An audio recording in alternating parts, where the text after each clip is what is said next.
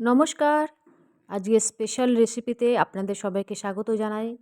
এবার আমি রেসিপি শুরু করছি। এখানে একটা ফ্রাইং প্যানে অল্প জল দিয়ে দারচিনি, লবঙ্গ আর গোলমরিচ, টমেটো, পেঁয়াজ, আদা আর রসুন টুকরো করে কেটে এখানে আমি ভাপাতে দিয়ে দিয়েছি 1 মিনিটের জন্য। এখানে পুরোপুরি সেদ্ধ করার দরকার নেই, একটু যেন কাঁচা কাঁচা থাকে। এবার গ্যাসের অন্য ফ্লেমে আমি কড়াইতে সাদা তেল দিয়ে ওর মধ্যে আদা রসুনের পেস্ট, লঙ্কা গুঁড়ো, হলুদ গুঁড়ো, নুন আর সর্ষে তেল দিয়ে ম্যারিনেট করা চিকেন দিয়ে এপিট ওপিট করে ভালো করে এটা ভাজা ভাজা করতে হবে লো টু মিডিয়াম আঁচে নরম হয়ে যাওয়া পর্যন্ত। এখানে পেঁয়াজ টমেটোটা ভালো করে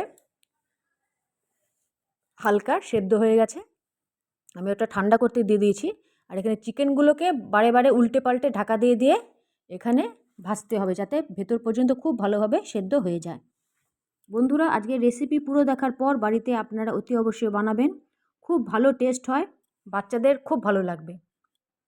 এখানে পেস্ট বানিয়ে নিয়েছি, আদা রসুন টমেটো পেঁয়াজের পেস্টগুলোকে পেস্টটাকে পুরোটা এখানে চিকেনের মধ্যে দিয়ে দিলাম। আর খুব ভালোভাবে কষাতে হবে যাতে চিকেনটা আরও ভালোভাবে নরম হয়ে যায়। ওখানে আমি নাড়াচাড়া করে আরও একবার ঢাকা দিয়ে দিলাম। এখানে ঢাকা সরিয়ে জলটা একটুখানি শুকিয়ে গেছে, তো আরও একবার এখানে নাড়াচাড়া করতে হবে। খুব ভালো করে এখানে কষে গেছে। তো এর মধ্যে ধনে গুঁড়ো জিরে গুঁড়ো দিয়ে দিলাম। এগুলো দেওয়ার পর খুব ভালো করে এখানে হালকা ভাজা ভাজা করতে হবে। বন্ধুরা, আজকের পুরো রেসিপিটা দেখার পর যদি আমার রেসিপি ভিডিও আপনাদের ভালো লেগে থাকে তাহলে আমার রেসিপি ভিডিওকে লাইক শেয়ার করবেন, আমার চ্যানেলকে সাবস্ক্রাইব করবেন। তো আমি এখানে ঢাকা দিয়ে দিলাম। ঢাকা দেওয়ার পর দেখছি জলটা আরও শুকিয়ে গেছে। ঢাকা তুলে নেওয়ার পর তো এখানে মিক্সিং জারে একটুখানি জল দিয়ে বাকি মশলাটাকে ঝাঁকিয়ে জলটা এখানে দিয়ে দিলাম। আরও একবার নাড়াচাড়া করে ঢেকে দিলাম যতক্ষণে ওখানে হচ্ছে, পাশে চিকেনটা যতক্ষণে হচ্ছে অন্য একটা গ্যাসের ফ্লেমে ফ্রাইং প্যানে কিছুটা পরিমাণ পালং শাক ধুয়ে এখানে ভাপাতে দিয়ে দিয়েছি। এখানে ভাপানো হয়ে গেছে। একটা মিক্সিং জারে দুটো কাঁচা লঙ্কা, ধনেপাতা বেশ খানিকটা আর ভাপানো ঠান্ডা করে রাখা পালং শাক দিয়ে ফাইন একটা পেস্ট এখানে তৈরি করতে হবে। পেস্ট তৈরি হয়ে গেছে। পেস্টটাকে এবার চিকেনের মধ্যে পুরোটা দিয়ে দিলাম। একটুখানি জল দিয়েও এখানে ঝাঁকিয়ে দিয়ে দিলাম। খুব ভালোভাবে নাড়াচাড়া করতে হবে কম আঁচে। এখানে চাইলে একটুখানি জল দিতে পারেন। তো আমি এখানে গরম মশলা আর গোলমরিচের গুঁড়োটা দিয়ে দিলাম। আর খুব ভালোভাবে এখানে নাড়াচাড়া করতে হবে।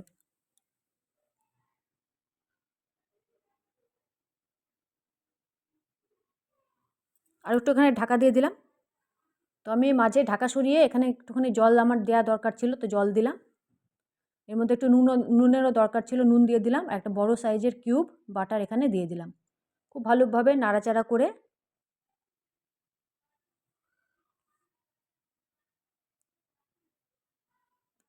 এখানে নাড়াচাড়া করে আমি একটুখানি আরও একবার ঢাকা দিয়ে দেবো।